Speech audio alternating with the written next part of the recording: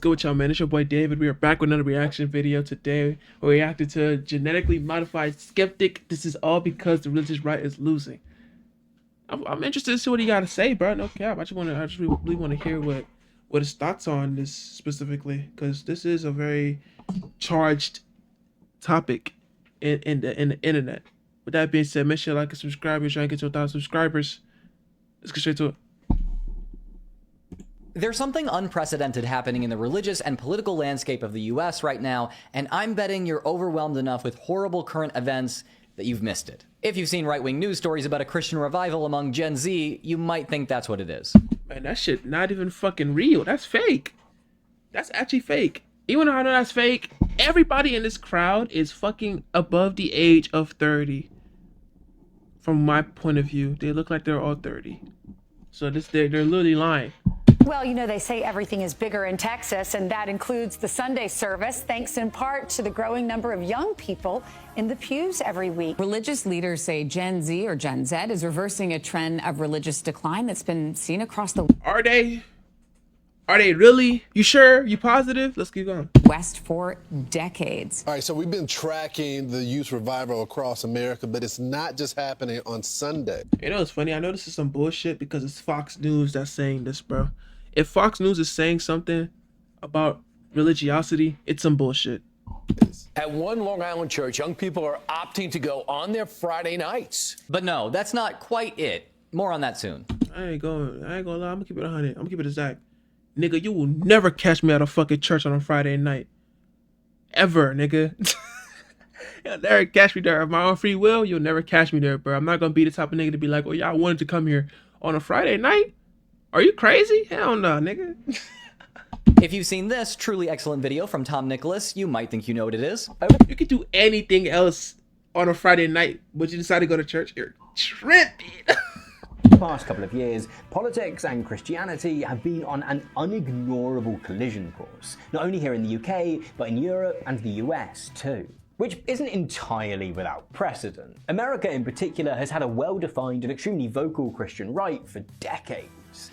What's new is an apparent embrace of Christianity as part of a much broader political strategy. The political right aren't just trying to appeal to Christian voters, they're placing God front and center of their political messaging for everyone. This is like an old time. It's funny because this nigga Donald Trump be talking about God and shit, but you are the biggest sinner I've ever seen. Nigga, you are a rapist.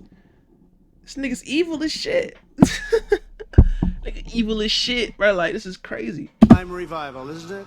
An old-time revival. I love and appreciate you and your work, Tom, but there's more precedent for this than you might realize. The American right wing did this back in the 1940s and 50s, and it worked extremely well. I have a whole video about this already, so I'll keep it brief. In the 1930s, FDR's New Deal policies created Social Security and raised taxes on corporations and the wealthy to create social programs for regular people. In response, super rich men in the US Chamber of Commerce and the National Association of Manufacturers, particularly those in the oil and automotive industry, launched an organization called Spiritual Mobilization. Through their mouthpiece, Reverend James W. Fifield, they created a new theology which might sound familiar. He preaches a message that they like to hear, which is that the New Deal is evil. It is a form, he says, of pagan statism. And instead what we need is a return to, again, this kind of unfettered free enterprise. He links Christianity and capitalism. He sees that they're deeply intertwined. In his view, both are systems that stress individualism above all else. So as he tells it, Christianity is a system in which if you're good, you go to heaven. If you're bad, you go to hell. Capitalism is the same way, he says. If you're good, you make a profit. If you're bad, you go to the poorhouse. And any system that interferes with that divinely prescribed order. But at the end of the day, you could be a piece of shit and make $1 million. What the hell? That only made no sense. You could be an evil rapist and make $1 billion. Yeah, and they listen to this nigga, bro. That's crazy. Things, he says, is a form of pagan statism and is itself evil. Their first step was to convince Christian ministers of this, who would then preach this theology to their congregations. This worked very well and kicked off a reciprocal relationship between American Christian organizations and corporate America. Big businesses like Sun Oil fund pro-capitalist Christians. Those Christians preach pro-capitalist theology. Their congregations then vote against their own interests and for the interests of big corporations, business leaders make even more money, and the cycle repeats. These preachers also spread the message. Man, they straight propagandize these dumbasses, bro. They're so stupid. Oh my God. They're so stupid. They're dumb. They're foolish. That communism was literally satanic. In 1949, Billy Graham preached that. Which it's not. It's not. It's literally not. It can't be. Like. Communism is a religion that is inspired, directed, and motivated by the devil himself, who has declared war against. You know, it's funny. Grown-ass adults sat there, heard this, and thought he was preaching the truth, bruh. Grown-ass adults, niggas that could drive, drink, smoke, all that shit. They heard this shit and was like, oh, he's definitely telling, and he's touched by God. For real. Oh my God. They're so dumb. They're so slow. They're so stupid. They can't even see the propaganda. They can't see it. Almighty God. This anti-communist messaging especially propelled capitalist Christian theology to the forefront of right-wing politics in the US, and in turn, a massive Christian revival began. Church membership soared to an all-time high of 69%. For the first time, Americans began to think of their country as an officially Christian nation. Spiritual Mobilization's motto was freedom under God. It became so popular among right-wing America that the Eisenhower administration in the 50s adapted it to one nation under God and inserted it into the Pledge of Allegiance. They also made "In God We Trust" the United States' official motto. In short, the American right placed Christianity front and center in their political messaging in the 40s and 50s, and it was so successful. How did they get away with doing that shit, though? I thought the United States was a very secular nation when it came to shit like that. Like, no religion was gonna be placed above another one, and then these niggas are talking about "In God We Trust." I don't know, man. How did they get away with that? That it changed the religious landscape of the country and propelled right-wingers to even greater power. Most people today think of the American religious right as something that really began in the 1980s, and there's a reason to see it that way. This is when Paul Michael Weyrich, the Heritage Foundation, the Moral Majority, and the Reagan administration conspired to use abortion as a wedge issue to drive Christians to vote for overtly racist right-wing politicians. That strategy also worked. It's the reason why evangelicals are now a right-wing political bloc. But finally, here's what's happening now, which is genuinely unprecedented. The American right wing is placing God front and center in their messaging like they did in the 1940s, 50s, and 80s, but this time, it's not working. At least, not like it used to. I think it's obvious to everyone at this point that the right is targeting young people, particularly young. They're trying to, but the thing about young people is that young people, like, inherently, because they're younger, they're more liberal, if that makes sense. Maybe I'm wrong. I don't know what the fuck I'm talking about, but they might be, like, I feel like it's just probably harder to spew racist ass shit in front of a younger person, because they might think you're crazy, especially if they're a person of color. If it's a younger person of color, they might think you're crazy. Now, if it's a white person, that white younger person, they might go for it. You know, these niggas be racist sometimes, I ain't gonna lie. But, like, if it's a person of color, they're probably not gonna go for it. Men through Charlie Kirk's organization, Hitler Youth. I mean, Turning Point USA. This is where fascists get up in front of thousands of people and claim their rule is simply a manifestation of God's will. We will defend this world. We will defend goodness. We will defend light. We will defend virtue. You cannot terrify us. You cannot frighten us. You cannot threaten us. Because we... But this nigga bold as fuck, bro. I can't even focus on what he's saying. I can't focus on what he's saying because he's just bold. I can't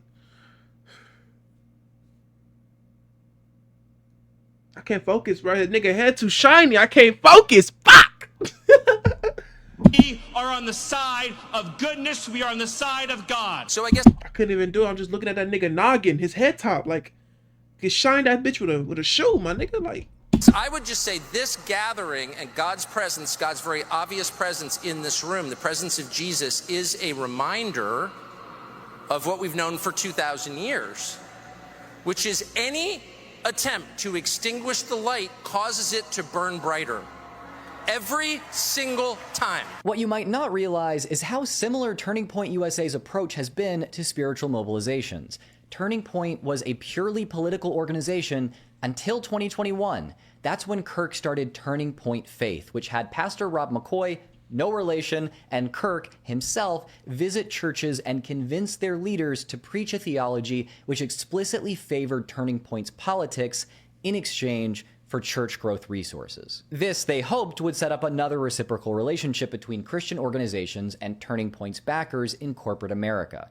Turning Point would give churches the resources to attract more people, those churches would reach and convert those people to a far-right Christianity, and those new Christians would support the interests of Turning Point's backers. But like I said, this is not actually working. Americans are not converting to Christianity, especially not Gen Z. I was giving a talk on this exact subject in Washington, D.C. a couple weeks ago, actually. We are like one of the biggest religious groups in the country, or the biggest by religious affiliation, which is none. It was a little hard to see the crowd up there, but I believe that the person who corrected my mistake was none other than Annie Laurie Gaylor, the co-president of the Freedom from Religion Foundation. Next time, I'll be sure to get it right, because not only am I speaking at the FFRF National Convention this October, but Annie Laurie personally, in person, right before my speech, personally saw to it that my viewers get a huge discount on their tickets. Here are the details. The convention is... I ain't going to that shit with y'all niggas going. Shout out to y'all, bro. Feel me? Celebrate this big moment with me. FFRF and its legal team fight religious overreach in our government. They stop Christian nationalists in court on a regular basis. They are the church-state watchdog organization in my mind. And being able to speak from their stage after being a member for the better part of a decade and going to their conferences is a big deal for me. I hope you can come and enjoy it too. Thank you for everything, FFRF, including sponsoring this video. I'll see you in the first place. Shout out to y'all niggas. Oh my goodness. Goodness God. He even doubts the existence of God, who are already Christians. Back to rebutting the Gen Z religious revival. Over half of Gen Z don't identify as Christian. 54% of Gen Z who are already Christian don't pray regularly. 75% of them don't attend church even monthly. Gen Z even see what? Cause that shit, that shit lame, bro. I don't want to sit there and sing and all that bullshit. I don't care, bro. I don't care, bro. I want to go home.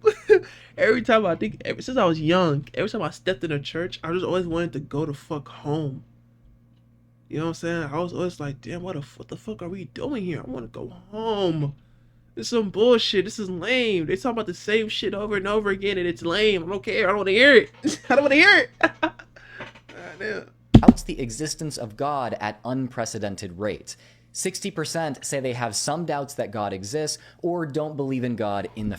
I got the biggest doubt ever. I don't think he's real at all. I don't think that shit's real at all. I think that shit's fake, phony stories told by people who needed help mentally and decided to imagine a fake dude in the sky to help them. That's what I think. I ain't gonna lie. But if you believe, that's good for you, bro. You know what I'm saying? Be free to do what you want to do. But me personally, I'm not going for it. I'm sorry. First place. This makes them the least Christian generation ever polled in American history.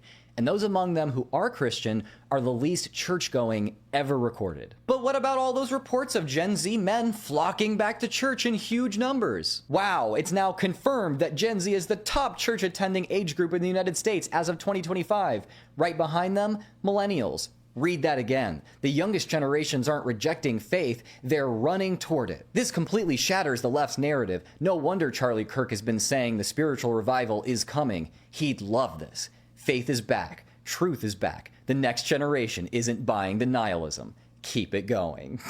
Well, according to... Corniest tweet I've ever seen in my life. Niggas be tweeting on Twitter like that, like it's nothing. Like, ugh. That should make your balls go in your stomach. It's so goddamn corny. Oh my God. To Dr. Ryan Burge, an actual social scientist, this is BS. I've seen this one result repeated over and over again. It's clear to me that no one read the actual report. The sample that Barna is analyzing here is not all adults. It's all church-going adults. So their data claim is that church-going Gen Z are attending with greater frequency than church-going millennials. So that's a humongous caveat that's often missed. The other thing that needs to be considered is the size of the effect.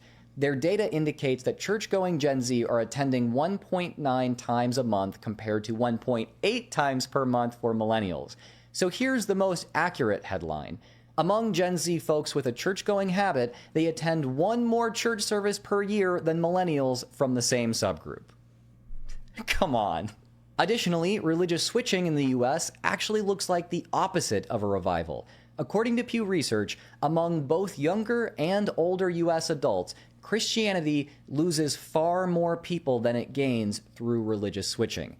And among adults 18 to 24, 26% are former Christians. By contrast, 5% are converts to Christianity. Because people just realize that this shit is bullshit, bro. Like, it don't mean nothing. Like, it's lame. It's actually honestly lame as fuck. Like, it's honestly lame as fuck. Like, niggas just understand, like, or people are coming to that understanding that this shit's just lame and just not worth doing. I'm spending a beautiful Sunday in some building watching somebody glaze a nigga that lived 2,000 years ago that I've never met in my entire life. I don't care. I don't care. I don't want to hear it. A part of this change is the fact that Americans who were raised Christian are more likely to leave and become religiously unaffiliated than ever. Meanwhile, people who were raised religiously unaffiliated are less likely to become religious than ever. Another way of saying this is that being non-religious is now a stickier position or identity than Christianity. Now, for decades, the population of the religiously unaffiliated has been growing incredibly fast, while Christianity has been shrinking. But that has leveled off a bit in the last few years. But still, every single age group either remaining constant in their religious identities or becoming a little less religious does not constitute a religious revival in the least. And when you consider the stickiness of non-religious identity along with the irreligious makeup of Gen Z, we can probably expect to see even more ex-Christians and lifelong irreligious people in the future. This leads us to a couple of questions. One, why isn't the religious right strategy working this time if it worked so well 80 years ago? And two, why is the religious right lying about their plan working when it's... I mean, we know why they're lying. They're lying because people aren't going to really sit there and do the research. So they could just say whatever the fuck they want to say and kind of sort of come up off the lie. It's kind of like, oh shit, such and such killed somebody. A lot of people might not check to see, so they're just going to believe that such and such probably did kill somebody. But people who actually did do the research, they can sit there and say such and such didn't kill somebody, if that makes sense. It's like they're just trying to lead the narrative in their favor. You feel me? So just to consolidate their, I don't know, their power more, I guess. Clearly not. I can only guess as to why their strategy isn't working. I'm not a political scientist, and I'd still only be guessing if I was, so take what I say with a grain of salt. The most obvious answer may be that people have more exposure to non-Christian sources of information today than in the 1940s and 50s. You know, because the internet exists. But also, and maybe more importantly, the US is more religiously diverse today than it was back then. There are way more Catholics, Hindus, Muslims, and spiritual but not religious people here now. They could provide Americans a window into how religion can be done differently than Protestant Christianity. And done differently or just not done at all, honestly. Like, that's a choice. Either you do something else or you just don't do it at all. It's always a choice. And so we're less likely to be confident that there is just one right way to be religious. Another reason may be that the US today doesn't have as close a rival for the place of dominant world superpower as it had back in the 1950s with the USSR. As much as the capitalist class today fearmongers about China, I don't think people are really... Nobody gives a fuck about China like that, bro. Nobody was sitting here thinking, oh my God, China's gonna get us. They're gonna get... Nobody cares, bro. And as much as they say that, they're just saying that because they want to protect their own interests. You gotta understand, these niggas, these suit wearing white people, they don't be giving a damn about nothing but money, nigga. They don't care about nothing but their profits, bro. So it's like at the end of the day, when they say they're afraid of China, they're not afraid of China. They're afraid of what China could do to their pockets. You feel me? At the end of the day, because they just want to keep their money and consolidate power. Buying it like people bought the idea that the Soviet Union was literally run by Satan himself. Without fear of the devil's own country nuking us at any moment, We could just be less motivated to seek the comfort of religion. And honestly, from my experience, younger people actually see China as preferable to the US in some ways. Not always, but some definitely. Finally, and this is the only one of these guesses I really have data to support, a lot of religious nuns say they don't like or trust religious organizations. 47% of nuns give this as a reason they aren't religious, and 30% say they've had bad experiences with religious people. With all the cases of religious scandals and abuse that have gotten mainstream attention. And oh my God, no cap, whenever it comes to pedophilia, yo, them Catholic motherfuckers, them Catholic priests, them boys, they just always, they so goddamn corrupt. Like, they just be, that's all they do, bruh. That's the only thing they do. They don't do nothing else. Just straight up pedophilia. That's it, bro. No caps, molesting niggas' kids. Like, it's crazy, bruh. For years. Maybe people hear the messaging of Turning Point USA and think, yeah, no thanks, I am totally done with your bullshit. Why is the right promoting the lie of a Gen Z Christian revival then? Again, this is a guess, but I think it goes beyond simple answers like they're trying to intimidate their political rivals, or they're saying young people are flocking to churches in the hopes that young people will hear that and try to follow the crowd. No. I don't think this lie is just for us. It's for them. We went over how the model of spiritual mobilization and Turning Point works, right? Big business types invest with the expectation that the organization will engineer a religious right-wing shift, that religious shift will motivate working class people to promote the interests of big business, and that the investors will see a long-term return on their investment. All right. Well, what do you do if you've promised all the titans of industry this kind of return? You lie on your dick, bro. That's what you do. You just lie.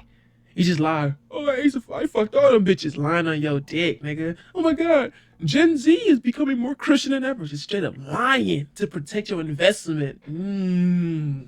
That's crazy. But you haven't produced one. What do you do if you, as a part of Turning Point or the current administration, promise to sell capitalist Christianity to a whole generation, but that generation is the most secular in history and, according to polls, largely views socialism favorably? What do you do if you've promised to convince Americans to buy the ridiculous... Because the system of capitalism is fucked. I'm not gonna lie. Like, how can a country be so rich then have homeless people? And this right here, America's March for Israel? What the hell? Oh my God! Oh my God! Oh my God! Yo, that is fucking crazy. Ugh, that's weird, bro. Ridiculous shit makes my fucking skin switch. Oh my God. Lie that acts of U.S. imperialism are necessary to usher in God's kingdom on earth. But most people reply that bombing Iran is a war of choice, which they oppose. You either own up to your mistake, dissolve your organization, liquidate your assets, and try to claw your way out of debt forever, or you stall, mislead your shareholders with false story after false story of your success, and in the meantime, try to find a way to escape accountability in the long term. Maybe they're lying about converting young people just to save their own ass. Like I said, it's a guess, but I won't be surprised if history views Turning Point and the Trump administration as short-term successes in terms of electoral wins, but as long-term failures in all other ways. All of this leads me to the conclusion that we secular leftists have a colossal opportunity and an even bigger responsibility before us. The nuns are pretty resistant to insidious religious appeals, great, but they're not well integrated socially or politically. While they have a religious purview traditionally associated more with the left, the nuns largely politically identify as moderate. To me, that doesn't indicate that they have deeply rooted political convictions which rest firmly between the two parties in the US. No, that says to me that they aren't firmly rooted politically, that their political imagination is constrained to the Overton window of current American politics, and that they're more or less up for grabs for those capable of shifting that window. They are still vulnerable to those who would have them advocate against their own interests. If it were made known and available to them, though, a certain political and some might even say spiritual or philosophical movement would look like home for an extraordinary number of the nuns, I think. Religiously unaffiliated people in the US say more than any other group that their sense of morality is based in a desire not to hurt people, compassion, and their own use of logic. And compassion and logic? Okay. Okay, that's pretty good. That means that they got like a real moral compass here. Okay. Reason. Which most people do, unless you're like, I don't know, Charlie Kirk.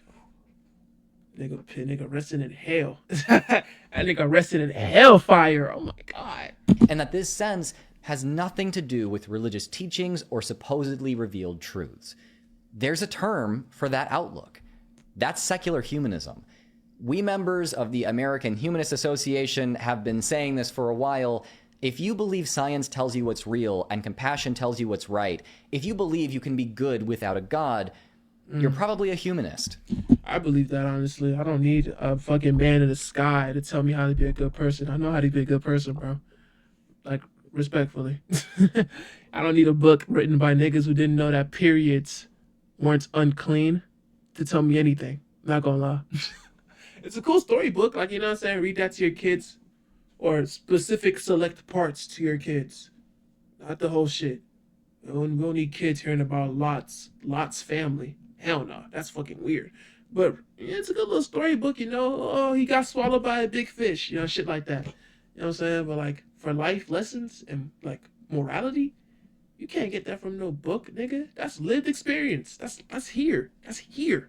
You can't get that from a book. That's here, cuz. Like, what the hell? I've said this before, but I'm going to keep saying it. Those of us who can, like myself, need to build social infrastructure like community centers, clubs, and even schools explicitly for humanists. If we want people to organize, to create political change, people first need a place to call home.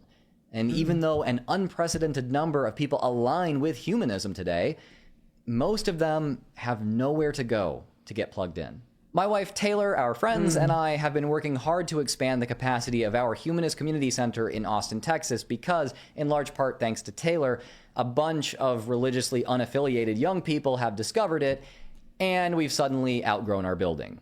There's another Humanist Community Center in Denver that has the same very good problem, I hear. I urge you to check the resources in my description for finding the humanist community in your area. And I asked you to join it not just with the intention of finding a home for yourself, but with the goal of making that community a home for the countless other nuns who need it. This is my vision for long-term political change, and I genuinely think we have a chance if we seize the opportunity we have right in front of us. I'll leave you with a word from the great political scientist, the late Dr. Michael Parenti, as delivered from a Universalist Unitarian church, an effectively humanist institution. Well, don't think for a moment that our reactionary rulers don't care what we think. That is their most important concern. Oh, do they care? Oh, are they watching? Oh, do they try to keep us convinced of their lies? They're trying to get in our heads all the time, getting into our heads. They're trying to close our mouths all the time. To wave the flag in our faces, to manipulate and pretend, to keep the boys and girls fighting and dying in some land which most of those kids couldn't have even found on a map last year. Facts. To some extent, ladies and gentlemen, to some extent, all regimes, all governments ultimately rest on public opinion. Sure. And when that opinion shifts, and when support declines, then those rulers have to backpedal. They have to hide their arrogance. They have to pretend that they share our outrage and our concerns, and they're as concerned as any of you, I swear. And to keep that pretense... And they be lying. They be fucking lying, especially Trump. That nigga said he was gonna reduce prices. My nigga, gas is $3.60 a gallon. Oh my God. Oh shit! I saw somewhere that hoe was like $4, nigga. I was like, damn, boy. It's getting spooky out here, no cap. Pretense credible, they have to take actions and make concessions that they don't want to make at all. And that's what we've got to do. We've got to keep pressuring, agitating, getting our opinion out there. at two levels: one, horizontally building our base wider and wider, and two, impacting vertically upon them and letting them know how we feel and what we feel. When the people are ready to lead, the leaders will eventually follow. Thank you, brothers and sisters. Thank you so much for watching. My boy was spitting, but with that being said, make sure you like and subscribe. We're trying to get to 1,000 subscribers, man. I can't lie, dude. And I should have already known that it was that shit. Gen Z is going to becoming more religious was bullshit. When I saw it was Fox News. Fox News, they be lying. They be lying on purpose. It's really crazy. But I'm gonna catch y'all next one, man. Make sure y'all like and subscribe. We're trying to get to 1,000 subscribers. We out.